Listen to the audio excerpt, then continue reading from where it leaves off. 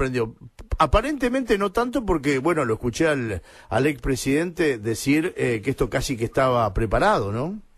Sí, efectivamente, nos sorprendió tanto, sí, a mí personalmente me sorprende la velocidad con el cual el nuevo gobierno en Ecuador, además de haberse dado vuelta de una manera estrepitosa, recordemos que el actual gobierno ecuatoriano que está en manos de Lenín Moreno, llega a la presidencia justamente de la mano de Rafael Correa y de su partido Alianza País. A los poquísimos meses de haber asumido, se genera la ruptura, ¿no?, entre Lenín Moreno, el actual presidente, y los seguidores del expresidente Correa, que pasan a partir de ese momento a la oposición. Ahí es a donde se dan a conocer una serie de denuncias, escándalos, se retoman inclusive viejas instancias judiciales en contra de Rafael Correa, como es el caso de lo que está sucediendo en este momento, que terminó en un pedido por parte de la justicia ecuatoriana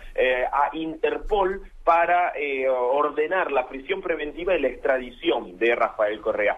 Rafael Correa tiene familia por parte de su esposa belga, por eso vive en este momento en Bélgica, en Bruselas, y hay un pedido internacional de captura para extraditarlo hacia el Ecuador. ¿Por qué?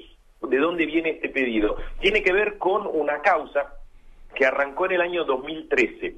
En el año 2013, un ex asambleísta, que es el nombre que se le da en Ecuador a los legisladores, un ex asambleísta nacional, Fernando Balda, que había sido también un político cercano a Rafael Correa y luego se convirtió en un feroz opositor, denunció que había sido secuestrado en Colombia por orden de los servicios secretos ecuatorianos y obviamente directamente ordenado este secuestro por parte del expresidente Correa.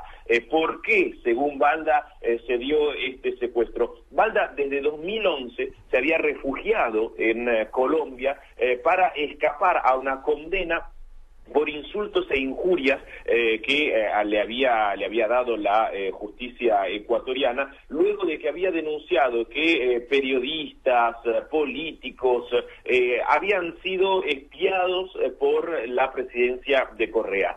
Se comprobó que eso era falso y la justicia ordenó justamente que se apresara a Balda para que cumpliera esta condena. En lugar de ir a la cárcel, se fue a Colombia. ¿Por qué se fue a Colombia? Porque en Colombia participó de una agrupación que se llama Internacionalismo Democrático, que es la agrupación internacional del expresidente Uribe, ¿sí?, presidente de la extrema derecha colombiana, que de alguna manera lo apañó, lo contuvo en Colombia, hasta que en julio de 2012 efectivamente un grupo de sicarios colombianos trató de secuestrarlo. El secuestro duró unas poquísimas horas, hora y media más o menos, hasta que intervino la policía y liberó prácticamente, o lo encontró porque lo liberaron mientras escapaban los secuestradores.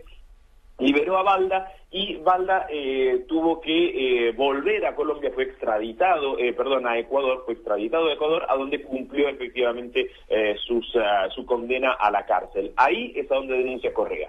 Según Balda, Correa organizó ese secuestro en Colombia y esa causa cayó en 2013, no se siguió. Luego de que Lenín Moreno llegara a la presidencia, se retomó esa causa que llega hoy a esta instancia donde se le pide a Rafael Correa, o mejor dicho, se le ordena a Rafael Correa cumplir con la prisión preventiva en Quito.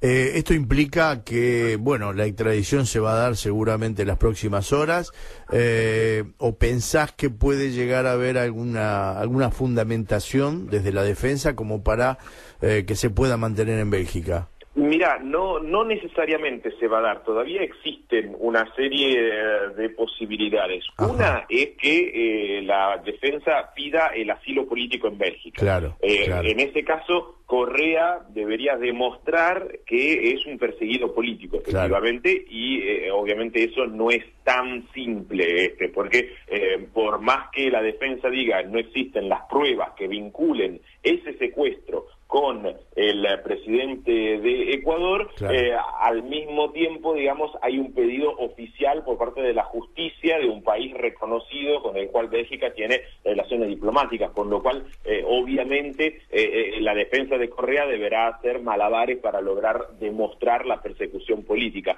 Por el otro lado, también hay otra cuestión, que es el tema de las alertas de Interpol, que nosotros hemos hablado en muchas ocasiones en el caso de las alertas rojas sobre los responsables del atentado, los responsables iraníes del atentado a la AMIA, y que fueron un gran escándalo acá en la República Argentina luego del memorándum de entendimiento entre Argentina e Irán. Bueno, hoy ese mismo tema es un tema de discusión en el Ecuador, porque si no se le aplica la alerta roja al pedido de captura de Rafael Correa, efectivamente Rafael Correa tiene una serie de vericuetos legales para tratar de dilatar lo más posible que este pedido de captura se haga efectivo. Y el delito de secuestro, por el cual en este momento está acusado Rafael Correa, procesado, no solamente acusado, procesado Rafael Correa, es un delito que para la ley ecuatoriana no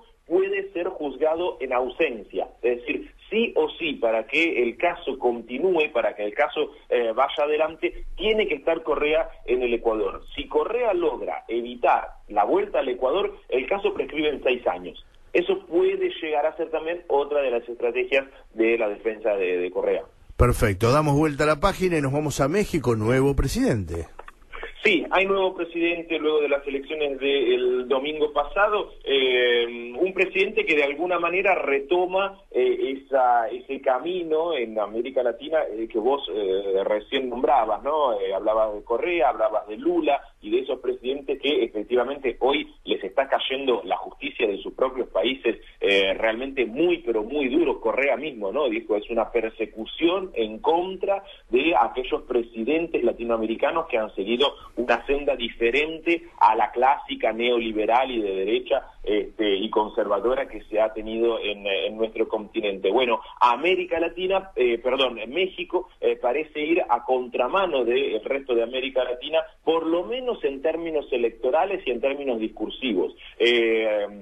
Manuel López Obrador logró la presidencia con el 53% de los votos, es el presidente mexicano más votado de la historia. En México el voto es obligatorio, pero no hay ningún tipo de sanción para quien no vaya a votar, por lo cual la gente que iba a votar hasta el domingo pasado no superaba generalmente el 55-60% del padrón. Bueno, fue una elección realmente muy, pero muy popular la del domingo. Se vienen, obviamente, una serie de desafíos, porque no es gratis, digamos, haber ganado luego de una campaña electoral tan pero tan fuerte, tan intensa como lo que ha vivido México, y ya se vienen los primeros nombramientos del posible gabinete y de los posibles asesores de López Obrador. Algunos datos que estuve apuntando solamente para tener en cuenta: la mayoría el equipo, por lo menos que tiene que ver con el desafío económico de México, está compuesto por ex asesores del Banco Mundial. Es toda gente que de alguna manera estuvo ligada al Banco Mundial, a la OCDE. El caso, por ejemplo, de quién va a ser el secretario de Hacienda de López Obrador. Estamos hablando de Carlos Manuel Ursúa Macías, ya presentado en diciembre. Estamos hablando también de otro personaje que es realmente un personaje muy pero muy raro para un gobierno de izquierda como el que presenta López Obrador, que es Alfonso Romo Garza, que es un empresario financiero dedicado al agronegocio, un tipo que fue justamente asesor del Banco Mundial y fue asesor del PAN, que es el partido de la extrema derecha en México, y que va a ser el jefe de la oficina de la presidencia. Es decir, el gabinete que está armando en este momento López Obrador es un gabinete realmente muy, pero muy heterogéneo. Recuerda un poco al primer gabinete de Néstor Kirchner, para hacer una comparación, ¿no? A donde tuvo que de alguna manera lidiar con sectores adentro de la coalición de gobierno, o sectores que quizás no pertenecían necesariamente a la línea política que él estaba tratando de llevar adelante.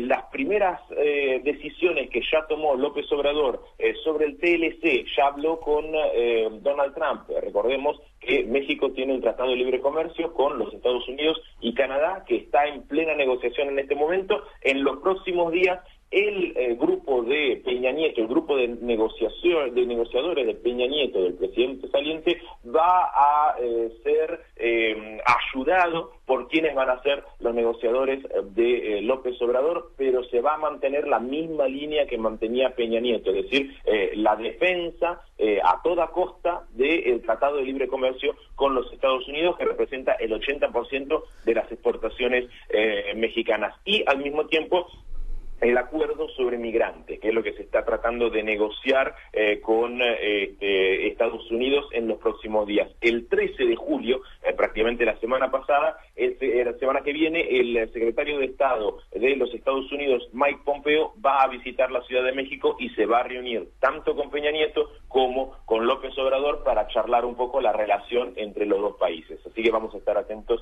a ese tipo de reuniones. Y así estaremos, Federico. Te mando un fuerte abrazo, excelente como siempre, y a tu disposición, ¿eh?